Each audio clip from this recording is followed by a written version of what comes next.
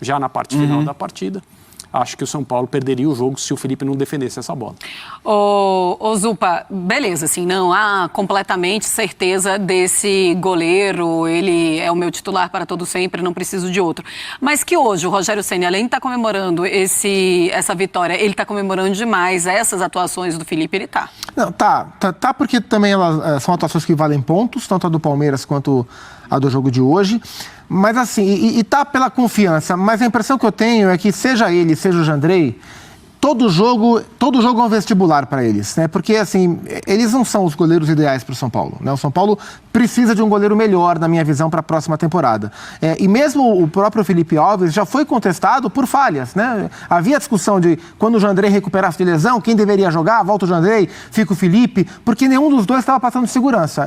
Mas hoje ele teve uma atuação espetacular, assim, a gente viu, 19 finalizações, é o tipo de volume de finalizações que o São Paulo não sofreu do Flamengo. Sim. No Morumbi pela Copa do Brasil, né? Hoje sofreu quase 20 chutes de um time da zona de rebaixamento. Isso não é normal e precisou do seu goleiro e ele esteve lá. Então é uma grande atuação, é uma sequência boa do Felipe Alves. Talvez ele tenha tranquilidade para jogar até o fim do ano com menos cobrança, mas eu vejo a situação do gol do São Paulo ainda aberta e ainda como um prioridade, não está conquistando, Zupa, o lugar dele. Tá lembrando o Volpi também, né? Não, tá no momento, mas não é uma certeza. Não é uma certeza. Não são, eu vejo ele, tanto ele quanto o Jandrei, como bons goleiros, mas não são goleiros que hoje eu vejo como titulares do São Paulo e fico absolutamente tranquilo para a temporada. Eu ainda acho que o São Paulo tem que olhar para essa posição, para outro tipo de jogador, outra prateleira, embora o Felipe venha em uma sequência boa. Eu acho que você está sendo cruel. Não, você não é exigente. Eu citei o Volpi porque o Volpi chegou até um momento em que ele era querido pela torcida. A maré virou, foi contratado. Raríssimo. Caro, exatamente. Temos tempo? Pode, à vontade. Tá aí uma coisa que a gente tem. É verdade, se tem uma coisa que nós temos hoje é a fartura. Mas temos muitos assuntos também. Tempo, mas também temos muitas atribuições durante o programa, né? Então eu vou estender um pouco a conversa aqui sobre o gol do São Paulo. Primeiro ponto que eu queria lembrar é que é difícil jogar no São Paulo no período que nós estamos vivendo. Faz muito tempo que o São Paulo não ganha um título relevante. Né? Então, assim, o São Paulo foi lá, cravou 9 pontos contra quem tinha que cravar e se coloca mais próximo do que eu imagino que o São Paulo estaria se não existissem as Copas. Um pouco abaixo, mas ainda brigando por um objetivo similar, que é uma vaga na Libertadores. Dá para fazer esse exercício, André? De onde estaria o São Paulo se não tivessem as Copas? É porque todos os outros estavam ali também, né? É igual a gente fala, onde estaria o Flamengo se não tivessem as Copas? Brigando com o Palmeiras. Sim. Talvez, imaginamos, né? Imagina, né? Porque fica mais focado, assim. Mas o São Paulo, ele me parece instável. Eu não sei se aí tem a ver também com a final da Sul-Americana, que faz o time ficar mais instável. Mas após sair de todas as Copas, ele continua com esse futebol instável. Conseguiu ali 3 pontos. Total. Hoje também, contra o Palmeiras consegue ponto também. Eu acho que dá para fazer o exercício, mas não com precisão. Sim. Dá para a gente fazer uma suposição com base no potencial que a gente vê no time do São Paulo. Então, o São Paulo, sem as Copas, se as Copas não tivessem, entre aspas, comprometido, bem entre aspas, porque foram escolhas, eu entendo as escolhas, no caso do São Paulo, se as Copas não tivessem comprometido o desempenho no Campeonato Brasileiro, o São Paulo deveria estar disputando uma vaga na fase de grupos da Libertadores no ano que vem. Então, G7, é o que deveria. Né? É o que deveria acontecer. Nessa ideia hipotética de um calendário diferente. G7, né? Se abrir, né? Senão são 4, G6, né? G6. G4, G5, G6, Vamos lá, a gente tem números do Luan, porque a gente trabalhou aqui essa história do Luan, a superação do Luan. Tem estrela, Luan na briga por titularidade quando tiver 100%. Então, a questão é se ele vai conseguir voltar ao seu melhor nível, se é que ele já chegou ao seu melhor nível, né? O Luan teve bons momentos. O Luan tem uma trajetória interessante, curiosa nesse sentido, porque ele é jovem, mas ele já teve muitos altos e baixos dentro do São Paulo, né? Me lembro... Tem 23 anos, ele é muito Pois jovem. E já aconteceu muita coisa, né? E carregando esse peso todo e pegando os São Paulos muito diferentes, o São Paulo do Cuca, o São Paulo do Diniz, o São Paulo do Crespo, o São Paulo do Rogério, Rogério, em diferentes momentos, lidando com as suas lesões e com as suas oscilações. Eu acho que, assim, a gente pensar no Luan 100%, é o Luan que tem totais, na minha visão, né, totais condições de brigar com o Pablo Maia, que hoje é o dono da função. A favor do Pablo Maia, e é algo que o Rogério gosta, e ele entende que o São Paulo precisa, tem a estatura. O Pablo Maia é um jogador alto.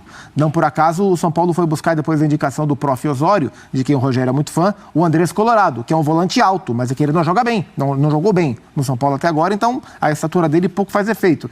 Então o Luan tem contra ele esse quesito. Eu lembro até que foi o Diniz, né, chegou a colocá-lo como zagueiro em alguns momentos. E aí, de novo, era a discussão, puxa, mas o Luan é muito baixo para jogar na zaga.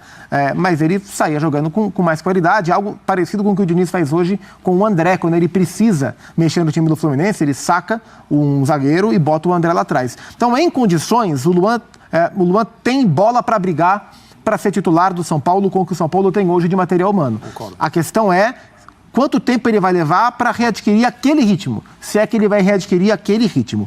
E a tela que a gente viu é muito interessante, porque quando a gente pensa assim, o Luan vai entrar no time do São Paulo, quando a gente pensa na maior contribuição que ele pode dar, pela característica que ele tem e pelo que ele já entregou nos seus melhores momentos, não é o gol que a gente pensa, né? É um poder de marcação muito forte, ele é um pitbullzinho que incomoda muito o adversário. E hoje ele entrega, mais uma vez, como você bem lembrou, Felipe, com um gol que não é tão histórico quanto claro.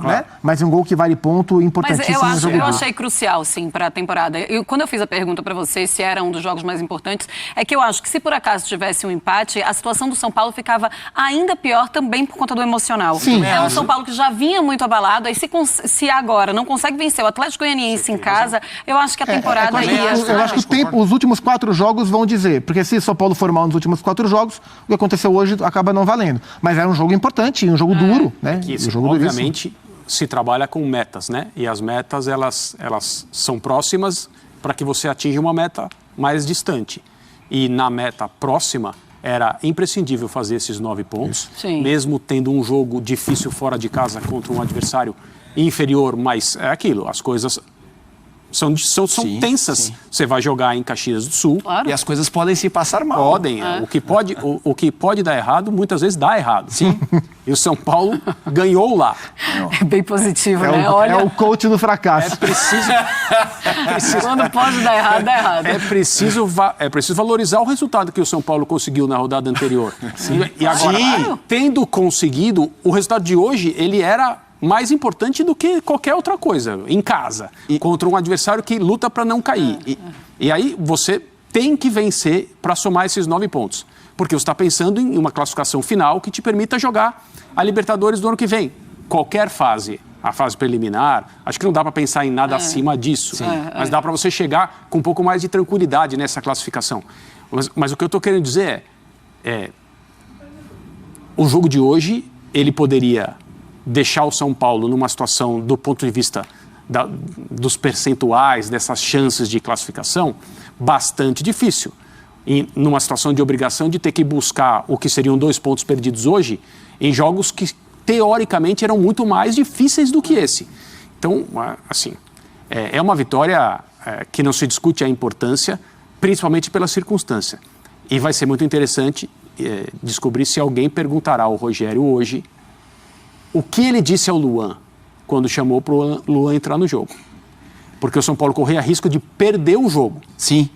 E talvez a substituição tenha essencialmente um interesse defensivo. Sim, e ele estava lá buscando um rebote, um chute de média distância que entrou. E vamos ver o que o Rogério disse. Se alguém perguntar isso. E a história do Luan é muito, muito engraçada, porque ele se machuca no primeiro treino do Rogério Ceni. E aí ele se machuca, aquela lesão mais grave, porque ele vai se recuperando, depois ele volta a se machucar, e sempre vai indo, voltou a treinar, tá 100%, e aí acabava se machucando. E a lesão dele é muito grave, ele não tem ruptura de músculo, ele tem um desligamento do músculo com o osso. Nossa, é uma coisa absurda, assim, só de pensar já dá uma agonia. Lembrando que, a gente falou do Pablo Maia, lembrando que o São Paulo tem também o Gabriel Neves no elenco, que também tá machucado, que é mais um concorrente para a função. Ó, a gente a gente vai falar mais um pouco do São Paulo, mas já a gente vai falar do Atlético Mineiro. É muito importante relacionar os dois. É o próximo jogo. Claro. E eles chegam num empate quase técnico, se fosse uma pesquisa. Porque o Atlético Mineiro tem 51 pontos, o São Paulo tem 50. E o Furacão tem 51, ou seja, sexto, sétimo e oitavo. E o Atlético Paranaense não está jogando nada. E a gente não sabe qual vai ser o impacto do jogo de sábado. Exato. Né? O jogo é no Morumbi, terça-feira, 9h30 da noite. Mas então já o Elton Serra chega aqui no Sport Center para comentar o jogo do Atlético e a gente também emparelhar Atlético e São Paulo para debater um pouco esse jogo. Zupac, a gente tá falando de base, acho que um cara que merece aqui o que nós chamamos em debate de um plazinho é o Luizão. É um zagueiro da base que o São Paulo deve perder e deve perder de graça, pelo menos é esse o cenário atual, e me parece um cara com potencial, Zupac. Falava do Luan, né? Que o que pesa contra o Luan é a estatura no duelo com outros jogadores de característica técnica semelhante. Para o Luizão é o que sobra, né? Porque é um zagueiro alto, um zagueiro forte, um bom zagueiro, assim, gosto do Luizão. E ele fez dupla hoje, ou fez trio, depois fez dupla, com um zagueiro jovem também, que é o Léo. E é curioso porque dos 3 zagueiros que o Rogério escalou como titulares para o jogo de hoje, eles são de características diferentes, né? Porque um era o Rafinha, que é um lateral, o outro é o Léo, que também é um lateral de origem, mas já mais adaptado à função, e um cara com mais velocidade para sair, é um cara que ajuda muito na construção do jogo. O Rafinha é um cara mais de ficar na base e tentar trabalhar com passe vindo de trás. E o Luizão é um zagueiro no meio de 2 laterais, e ele se comporta muito bem. Então acho que o ideal para o São Paulo era ter esse jogador, olhando para ele, imaginando o futuro. É um jogador que eu enxergaria, e conhecendo a maneira que o São Paulo trabalha o mercado, era um jogador que ia valer dinheiro para o São Paulo. São Paulo faria dinheiro com o Luizão, mas tem a questão contratual. São Paulo tem os seus limites, o jogador tem o livre-arbítrio de tomar sua decisão sobre o seu futuro. Então tá aí, né, galera? Foi um grande jogo. Não foi um grande jogo que o São Paulo fez. O São Paulo foi um bom primeiro tempo, mas o segundo tempo o São Paulo caiu muito de rendimento e graças a Deus que a gente não perdeu o jogo, porque tinha tudo para perder o jogo se não fosse Felipe Alves aí. Mas mesmo assim tem que contratar goleiro, né? Por causa de uma das atuações que a gente tem que manter o mesmo goleiro. O São Paulo tem que investir bem em goleiro no próximo ano, né? Essa classificação para a Libertadores tem que vir de qualquer forma, porque financeiramente vai ajudar muito o nosso clube, né? Então, e tem que ser, cara, o São Paulo tá 2 pontos da Atlético Paranaense e 1 ponto do Galo. Se o São Paulo conseguir terminar em sexto, o São Paulo vai com uma vaga direta para a Libertadores. Isso é muito importante para o planejamento, né? Porque se você for para a pré-Libertadores, você começa 2 semanas antes já a jogar um torneio decisivo. Se você cair fora, perder um jogo, praticamente já era. Então foi um resultado importante hoje no Morumbi, né? E terça-feira eu acho que a torcida sim vai comparecer em maior público nesse jogo, até porque vale mais também, porque a torcida também tá frustrada, eu tô frustrado, você, São Paulo, tá frustrado. Então vamos esperar aí um grande jogo do São Paulo na terça aí, valeu? Se inscreve no canal, deixa o likezão aí, comenta a opinião de vocês aí, vamos debater a opinião aí, é nóis. Vamos, São Paulo!